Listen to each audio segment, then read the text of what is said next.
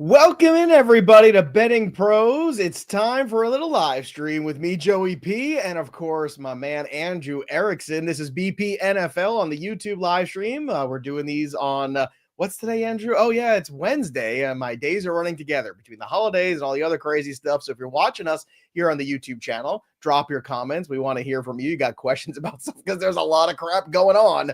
Let me tell you, just a few quarterback changes. Erickson, we chatted not that long ago.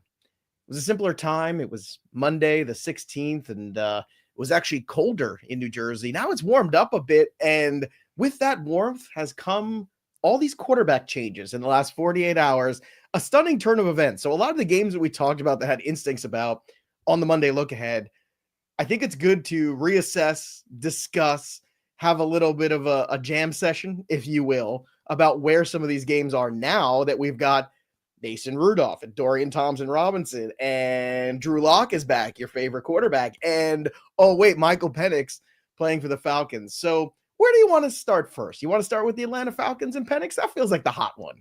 Yeah, no, that's definitely the hot one. And to say I'm very thankful. It's the holiday season. I am thankful because the team's going to pick better times to switch up all their quarterbacks because I am down bad in my 2-quarterback league. Like I'm in the semifinals and now there's like 6 guys available for me. I'm like, oh, is it going to be Mason Rudolph this week for me? DTR? Who am I going to play? Michael Penix.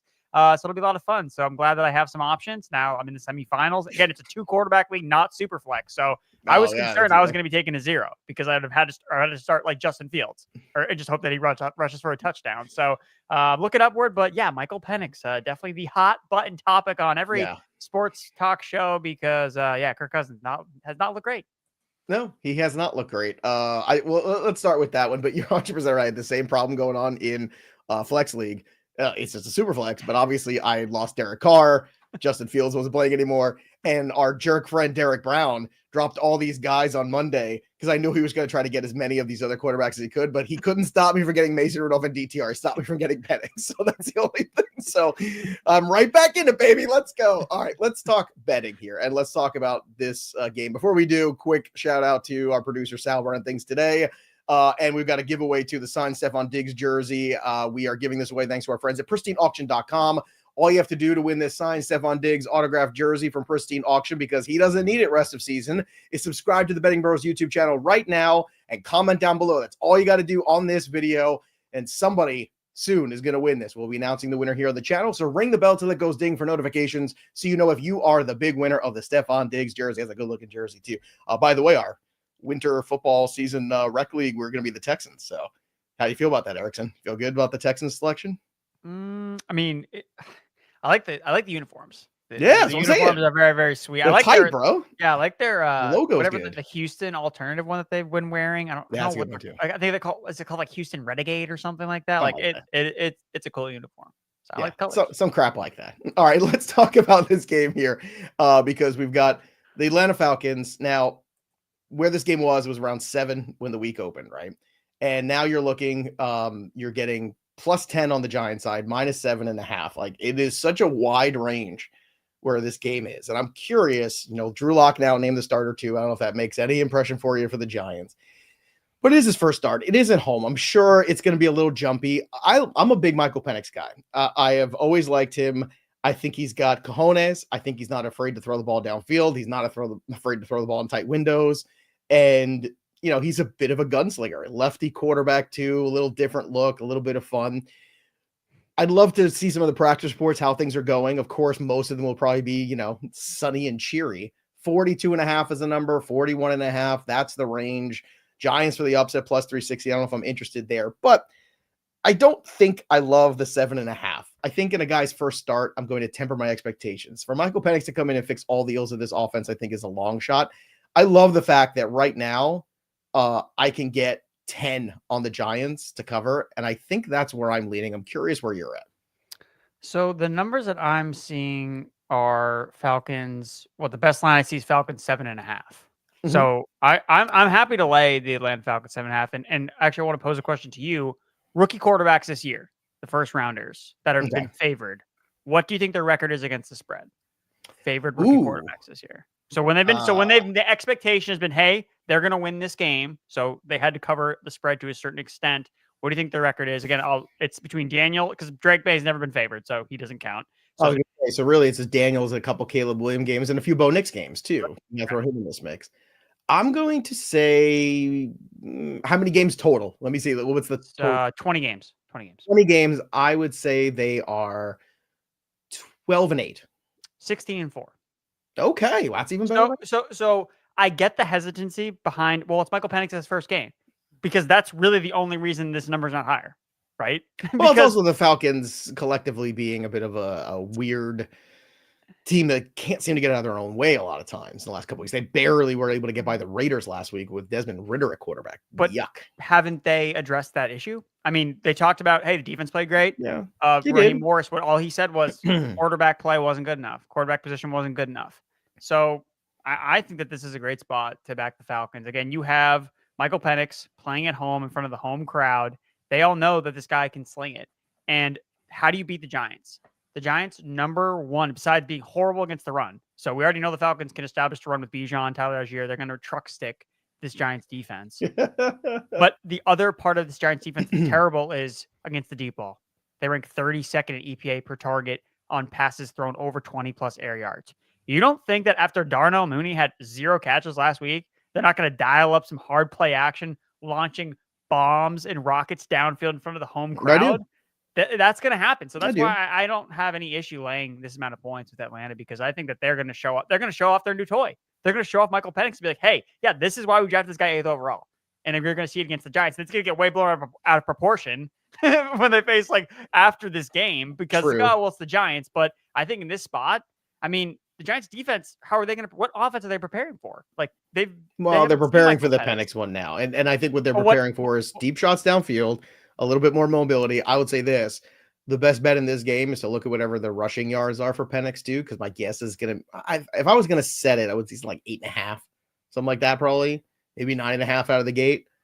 I think he's going to be in double digits in this game too. I think a little escapability factor that Penix brings that Cousins hasn't brought is another dynamic that's in there. But what I love so much about Penix in college was he was always a guy where it's like you wanted him to go make that big ballsy throw in that big spot. He was never afraid of that. I hope that's the case in the NFL. But the difference is he's working with these guys all the time. Now he's working with a different group. You're working with the ones this week. Is there enough time here for you to come together with them? Unless they've been giving Penix more time with the ones and we didn't realize it, which we don't know that. That would be a big deciding factor, is getting that. So again, I think the double-digit Giants is the safe play here. My favorite bet is probably maybe the longest pass for Michael Penix too. What would you set that at? 23.5 yards or something like that, maybe? Yeah, I mean, if you're gonna bet just bet Darnell Mooney over. Because you know where it's going. It's going to Darnell Mooney. That's the guy that's the deep threat on the offense. So take whatever longest reception for Darnell Mooney, his receiving yards. I don't think that they've officially dropped, but on some of these prize picks or underdog, it's around 50 yards, which again, that's just this is a boomer bust receiver. Let's give him a number 50, and then he'll go over 80 in half of his games, and then he'll be under 20 in the other half of his games. So they just kind of put the bar at 50. But he's flying over there. Get Darnell Mooney to the moon. There we go. All right, let's talk about the Tennessee Titans and Mason Rudolph taking over for Will Levis. So the Tennessee Titans are 3.5-point underdogs on the road to Indianapolis. Indianapolis, again, Richardson good, Richardson bad. It's all over the place for Richardson. That's what you see. That's the Richardson experience and how that's going right now. 42.5 is the total, plus 170 on the money line. So there's a lot of value here taking Tennessee to pull a rabbit out of their hat. Last time we saw Mason Rudolph, from at least a statistical standpoint, it wasn't terrible. Mason Rudolph is a guy that, the Pittsburgh Steelers were able to win some games with last year. Mason Rudolph is your standard league backup quarterback. Do you think he can go into Indianapolis, not a great defense, and manage the game to a victory, like a very slim victory? Because if so, plus 170 is a pretty good number on the money line.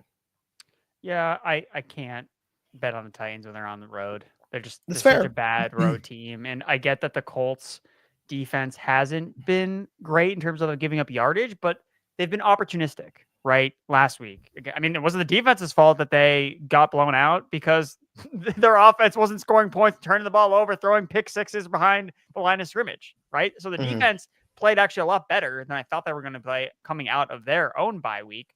And I mean, this also comes down to coaching, right? Who are you going to take in a field goal game, Shane Steichen or Callahan?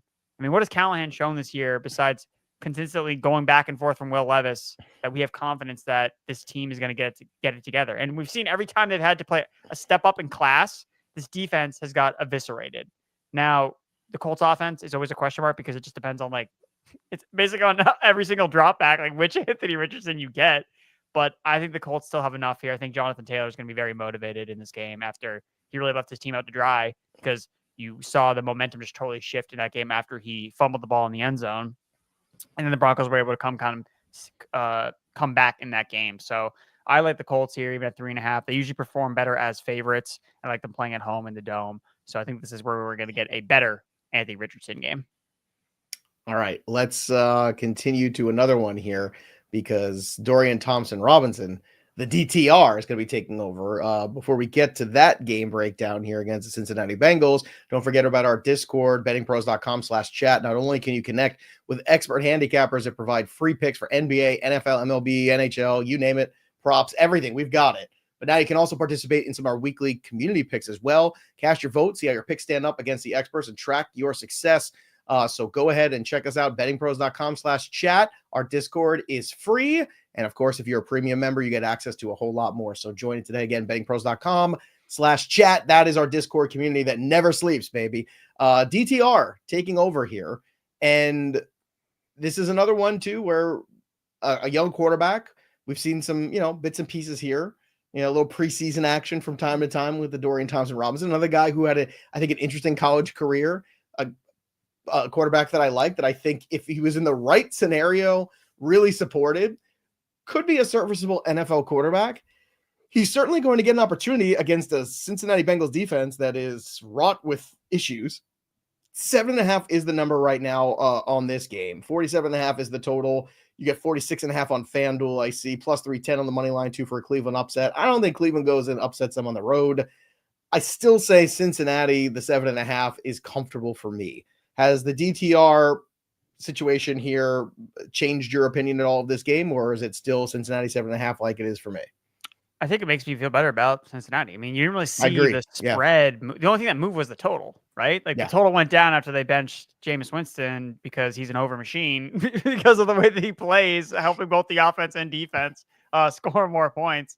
So, yeah, I mean, Cincinnati for me, look, the only time that Cincinnati has really been a good team to cover games when they've been heavy favorites, right? Mm-hmm. Aside from the start of the year where things were a little bit rocky. So I like the Bengals here. I mean, DTR, we saw him play limited action basically one time this year, and it was against the Bengals, and he threw two interceptions. So, we've already seen him play against this defense in live action. That was a little bit different because he was thrown into that game versus, hey, he's had the entire week to prep. But, I mean, are they making this move because they believe that DTR gives them the best chance to win? That's not true. I just don't think that's true. Because if he had given them the best chance to win now, why wasn't he starting all these other games? It really took one game of Jameis Winston throwing multiple interceptions for the coaching staff. Well, now one he game. Start. Well, yeah, exactly. Right. Well, I guess God finally delivered him from pick sixes after all. It's just or at least Kevin Stefanski did. One of the two. It's just it's so results driven where it's like, oh, well, it didn't work. The interceptions didn't work this time around, or they bit us in the back. So we decided to sit Jameis Winston. I mean, clearly they just want to know if DTR has anything. Can they look at this guy as can he be our backup next year? We don't really know. So, I mean, they're clearly not in the they're not trying to win. They're not trying to win games. So I don't. Whereas Cincinnati, they have what, a 4% chance of making the playoffs. The things have to go their way. But who knows, if Denver loses on Thursday night against the Chargers, it's another reason for the Bengals to say, hey, it's a win out. Maybe we get lucky. Who knows? So yeah, I like Cincinnati with the points. By the way, Sal, our producer, found the Mooney number for you, 51.5. So you want to take the over on that? Yeah. I mean, this is a classic goose guy off a donut. Now he's got such a smash matchup. Yeah. This is where you buy the dip essentially on players that are really boom or bust. I think Mooney, I mean, this guy, honestly, when I think about this game, I think, okay, first play, hard play. It reminds me of that Michael Vick Monday Night Football game where he just launches it to Deshaun Jackson. You even got the, hey, southpaw, lefty quarterback, throwing it deep. That's what you're going to see here, Darnell Mooney. So first touchdown, I'm in on it. This is also the time of year where certain teams have something to play for and other teams, well, they don't have as much. Two teams that describe that scenario are playing each other this week. The New York Jets will be at home, 3.5 on the plus side there on the Jets. The best number you're getting right now, consensus on BettingPros, and the Rams is -3, 46 is the number. 46 with the hook there, and the half is around some spots too, like FanDuel, but you get 46 flat on DK right now. Plus 155 at BetMGM is the best number on the money line for the Jets. Now, the Jets have looked better the last 2 weeks, but Florida is where Aaron Rodgers has played his last 2 games. Sunny Florida. And that's where old people go to retire. And it seems like he is much more comfortable in Jacksonville, in Miami, warmer weather, throwing the football a little bit. I live in New Jersey. It's going to be 20 degrees here this weekend for this game, okay? It's going to be in the 20s. It's going to be cold. The Rams have something to play for, but the last time we saw the Rams, it was not pretty. It was a very ugly game in the rain, and then by the time the weather cleaned up, the game was atrocious. It's been a long time. It's been 10 days now for everybody to think about how miserable that last performance was for the Rams. And I'm actually surprised that the Rams aren't favored by more. And I think the only reason is the weather, that they're like, well, can Stafford and his team go out there and play in they're an LA team. And then the other is, man, they looked so bad last time. But the motivation is there. And I just don't see any motivation here for the Jets. I know they've won 2 games in a row, but it was against the Dolphins and the Jaguars, and both were in very friendly weather environments. Your thoughts on Jets and Rams? Because to me, this game is more of a 4.5 than it is a 3. I could not agree more here. I think that the public just can't help themselves with the Jets. They just love the Jets. 10 times they've been favorites. At least they're not favorites this week. At least they're not. We're practicing restraint from the Jets here. Yeah, I don't get it. The Rams should be favored by more. If anything, the 10 days off from this just absolute horrible game has made me forget that game even exists in my memory between the Rams and the 49ers. I'm trying to pretend it never happened. I'm just thinking back to, when the Rams played the Bills and the Rams beat the Bills, who are looking at as the best team arguably in the NFL, if not for the Eagles. So that's the Rams team I think is going to show up here. The one that beat the Buffalo Bills. And the Jets team, look, you get up 10-0, 17-0 on these guys, they're going to quit. Like, Sean McVay knows that. He's not an idiot. He knows, like, hey, guys, if we get out to a lead here, we can get these guys to quit. I like the Rams here, even on the road against New York, MetLife Stadium. Yes, the super exciting Jets fans that are going to be really, really happy to root on their team in 20-degree weather. You're going to see more Rams fans there. I mean, you probably won't, because I don't know if there actually are any real Rams fans, but I don't know, football fans in general, I like the Rams. Yeah, I'm with you. I like the Rams too. I like teams this time of year that are playing for something. And I think that is the most important thing. Now, you talked about goose egg last week with Mooney. Cooper Kupp, also a goose egg guy. Do you see this week you attacking maybe a number that might be a little lower based on last week's game that didn't come to fruition for him? Do you see the market as that develops being a little bit slow for Cooper Kupp and jumping on a number early there? I'm not as high on Kupp because his overall numbers this year have kind of been underwhelming. Like, right, basically since Puka has come back, like Puka is like Puka. He is like the guy. Like, he is the number one guy, and then it kind of goes, well, Puka is the number one read, and then I think it's really been like the run game is kind of the second part of this offense where, hey, we got to feed Kyren Williams, we got to make sure he gets his touchdowns. Like, even before last week, Cooper Kupp had kind of shown signs of like, hey, yeah, he caught this long touchdown, but besides that, like, he had 3 targets in the first half. And I want to point out, in the dud last week, he had 0 targets in the second half of the game. So when the weather actually cleared up, like, he wasn't a factor whatsoever. So again, the Jets secondary has not been good. I know Sauce Gardner is having a down year. He is. I don't know. Like, Cooper Kupp for me, again, he's an older receiver. It's the end of the season. He's been banged up kind of all year.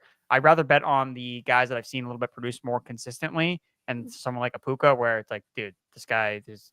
There's a reason his props are at 80, 85 receiving yards every single week, because he's just such an important part. He's the first, second, third read, it seems like, on all these dropbacks for Stafford. It's an amazing thing that Sean McVay is able to carve out a predictable offense that's still so well executed at all times. Like that's a tribute to the concept of execution and play design, that you know where the ball's going and you can't stop it anyway. And that's what it was for Cooper Kupp for a couple seasons, and it was becoming with Puka Nacua in the last 2 years for sure. Yeah. Speaking of props too, you can maximize your prop betting success with the BettingPros prop bet cheat sheet, where you can instantly compare sportsbook lines with expert projections to get the best value on the planet. Customize your bets. You can filter them by matchup, by odds, bet type, position, all of them above. They're all there for you, and you get tailored recommendations and track winning bets with you, and easily get the most comprehensive tool out there for props by going to bettingpros.com/props, or just when you have the Betting Pros app, look for the prop bet cheat sheet. They're all there. And the prop bet cheat sheet, again, one of our favorite tools on the Betting Pros app. If you haven't, download the BP app, sync your sports books for free. use the prop bet cheat sheet. I use it. Erickson uses it. We create content around it. It's just crucial for your success and making sure you get a lot of value in the prop market at any given time. Sam, I hear in the chat here, looking around here, Cooper Kupp is running in cement shoes, 20 degrees. No thanks. There you go. I was dying at all the Logan Paul memes of Cooper Kupp, where when you need points for Cooper, and they just photoshopped his face onto Cooper Kupp's body. Internet remains undefeated. All right, let's talk about one more big game here. The Baltimore Ravens at home, 9-5. Pittsburgh Steelers 10-4. No George Pickens. I know everybody loves Tomlin on the road, underdog, blah, blah, blah, plus 6.5. I'm not there. I think,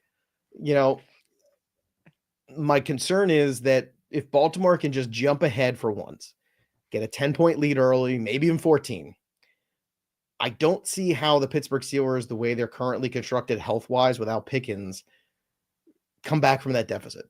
The Ravens are really good against the run. The George Pickens jump ball is not going to be available. The 50-50s ain't going to be around. I know historically the data tells you Lamar Jackson struggles against the Pittsburgh Steelers until he doesn't. And I think at this point, I am on the Ravens side. I think it's time for the Ravens to put the big boy pants on. You go up there, you beat up on the Giants. You had a little bit of a respite there with the bye, which could not have come at a better time. You see Lamar Jackson slinging the ball all over the place. I'm sure he takes personally all the Josh Allen's MVP, it's over discussion. Even though Josh Allen is the MVP, it's over. There is no discussion. I think Lamar's the kind of guy that takes that personally. I'm on the Ravens this week on Saturday. It's going to be a great standalone game. It's basically like a playoff game too. If they can beat them, all of a sudden that division's back up for grabs. Where are you at now that you've had a little bit more time to digest round 2 this year of Steelers Ravens? I mean, I'm not going to bet against Mike Tomlin back-to-back weeks as a road underdog. And this is just his spot. Like, I get that Lamar is the quarterback. He's second in the MVP running, but I'm looking at this more as a process play. Like, you're giving me 6.5 points in a divisional game between the Steelers and Ravens where historically, whichever team has been catching at least 3 points has covered the spread in 80% of their games between Mike Tomlin and Harbaugh. Like, I get, like, anything can happen, right? It's the NFL. Like, anything can happen. They could go in and beat the Ravens. The Ravens could go out and beat them by 30 points, right? Any of that stuff is possible. But if I'm going to make this bet 9 times out of 10, like, I'm going to take the team that's the underdog. And especially with the Steelers on the road with plus 6.5, like, it'd be different if it was a 2.5 point spread, but it's not. Like, you're getting so much value on Pittsburgh that it's like, dude, like, this game is going to probably go under the total as well. So if the Ravens aren't steamrolling the Steelers, then how are they going to cover the 6.5 point spread? So for me, I don't think that you're wrong with the points that you laid out. I just think that, I mean, Mike Tomlin's different. He's a different animal, right? Like, there's a reason why these trends exist because when it seems impossible, getting a little, I don't know, found out a little bit. I think the Russell Wilson change of quarterback gave them a little bounce, and the league had to adjust. And look, the Eagles are a really good defense right now. I think everything, the NFC runs through Philadelphia now. It does not run through Detroit anymore. That's my opinion. I don't know if you think it's incorrect at this point. All those injuries on defense, losing David Montgomery. Can you play defense? Can you run the football? Can you win in the trenches? The Eagles can do all 3 of those things. I'm not sure Detroit can right now. Jahmyr Gibbs is a different style running back. He's not David Montgomery. It's a different look. Gibbs is great, but it's different. Monty and that defense together gave them that edge. And I think when you start taking those things away with the injuries, the Lions are a much different identity. And I got to say, I've started to hedge a lot on the Eagles to be in the Super Bowl, to win the Super Bowl, because I got amazing numbers on the Lions in the beginning of the year. I'm going to let those ride it out because they're small investments, but you're still getting plus 800 on the Eagles, right now. And to me, that's just too much to pass on. No, I think that's good value. I mean, like, the Chiefs are just going to end up winning. Probably. The Chiefs are my first investment always. Yeah, right. Because if you make the Chiefs investment before week 1, you're always going to get a spectacular number. They're not going to lose enough games ever where it becomes a big, like, oh, I was going to. You're never going to have to burn. No, you're never going to burn it into fire and be like, well, that was a dumb bet to make. It's like you're going to be live till the end. So I don't know. Here we go. Sam Young saying that the Bills and Eagles in the Super Bowl. I've got that combination. I also, if you're going to go with that combination, Sam, my suggestion is also bet the Eagles separately, because if you look at the list of guys who have won MVP, and Josh Allen's probably going to win the MVP, and then win the Super Bowl in the same year, is not a very long list in the last 20 years. Okay. It just doesn't, we did this the other day. It ain't great. So that is a distinct issue. And I think that what you're looking for, I think the Vikings are dangerous. I think the Green Bay Packers are dangerous. Yeah. I think the Tampa Bay Buccaneers are dangerous in their own weird way. I think that if I were, so like long shot, I mean, the Packers would definitely be my pick as like the long shot. They're definitely the most interesting long shot. Because you know what else they do? Yeah. They run the football. LaFleur has really gotten committed to the run. Love is finally healthy. The defense is playing well. They've created turnovers all year too. That's the other thing too. But if the Eagles can overtake that 1 seed, get the bye, get 2 home games, I think the Eagles get to the Super Bowl, Erickson. I really do. Yeah. I mean, look, I would say that one of their biggest, a team that I think could beat them is the Packers, right? And it was again, it's like these teams played in week 1 in that really weird Brazil game, right? So like they couldn't so if they were playing the NFC Championship, I'm not sure how the bracket worked out, but if they were to play the championship game, like you could basically take nothing from that first game. Like what happened in this first game? Like no, like none of it means anything. Like guys were falling over. That turf was so bad. Eagles had no idea how to use the Fangio scheme. Like they had no idea what was going on. But I think Green Bay, when you just look at who have they lost to this year, I think we talked about this on one of the early shows. Like they lost the Lions twice, the Vikings and the Eagles. That's it. Mm-hmm. All teams that are going to be in the playoffs. So I think they could beat the Lions. Are the Lions going to beat the Packers 3 times in the same year? Like probably not. Like that's hard to do. It is hard to do. Look, I think right now the smart bets for the playoffs would be whenever the matchups come to fruition, especially the Eagles take the 1 seed, is taking the Lions opponent, whether it be the Vikings, whether it be the Packers. Because the other thing, we talked about this, and this is something you brought up on a lot of shows too, which is these teams are built to beat each other, right? So they become the most dangerous teams for you to face. And let's not forget, it wasn't like Baker Mayfield is intimidated by anything, let alone going into Detroit either. He is not phased. He'll be a road underdog in every game in the playoffs. Baker Mayfield is unfazed.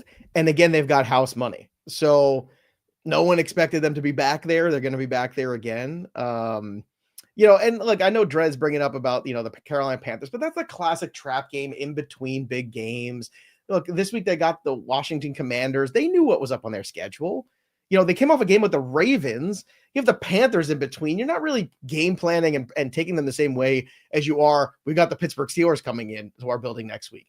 They snuck through, but that happens all the time. Look at what happened to the Bills with the Rams in between that schedule, between the 49ers and last week with the Detroit Lions. This is just football. It happens every single year, and it happens to good teams. The great teams don't have that happen as much. But I don't know if there is a great team right now as we sit here. I think there's a couple really good teams, and I think it's a finite version of 7. Here, I'm going to go through some of these. This is going to be fun. You ready for some fun? You like fun, Erickson? I like fun. All right. So Baltimore Ravens, Lions plus 1,500. Any interest in that combination? As a Super Bowl combination? Yeah. No. Buffalo Bills, Detroit Lions plus 900. Any interest in that one? No. All right. What about Buffalo Bills and Philadelphia Eagles at plus 850, the one I was talking about? I honestly I want the Packers. Like that's the team. I know what you want. I want the Packers because what's Packers Bills and what's Packers Chiefs? What are those numbers? Give me those. All right, let's look for the Packers. Those got to be big. Those got to be pretty big. Like, all right. So for Kansas City Chiefs, which by the way, Chiefs Packers is something I bet a long time ago. Yeah. It's plus 2,200 now. That's the one that Peter Schrager announced because he's always right every single year. If Peter Schrager had it, then I should just cash out. No, his Super Bowl ones have been spot on. Oh, is that it's the only thing he's ever gotten right? You ever watch his NFL draft stuff? Yeah, I don't think that guy's gotten one NFL draft pick right. Like maybe Caleb Williams. No, his Super Bowl picks have been really good. Like, well, it's funny because Kansas City Green Bay, I bet on. Oh, that was my long shot. It was. Oh, then you thought it was dead right after Love got hurt. You're like, oh god, dead. I was worried, but I didn't try to cash out of it again. I was like, no, I'm just gonna let it ride. It was like a $10 investment. It was like plus 3,000 or something like that. Now it's plus 2,200. So it's much more possible. Good, yeah. Let's see, Kansas City versus the Eagles is plus 950. Well, what's Packers versus Bills? Packers versus Bills. Bills and Green Bay Packers is plus 2,000. Plus 2,000. Sounds like Andrew Erickson has something to do after the show. Those are those ones I like the most because I think it's gonna be Bills, Chiefs. Because the thing that things are shaping up, if the Chiefs lock up the 1 seed, that means the Bills are gonna play the Ravens. So one of them is gonna knock each other out. And I mean, are the Ravens gonna beat the Bills twice? Probably not. It's probably not going to happen. So I'm going to go with the Bills there. And Bills, Chiefs, neutral field. Who's favored? Bills. So I gotta say, if history tells us anything, the MVP and the Super Bowl typically don't go hand in hand. I think Mahomes is the last guy to do it, and before that, it was a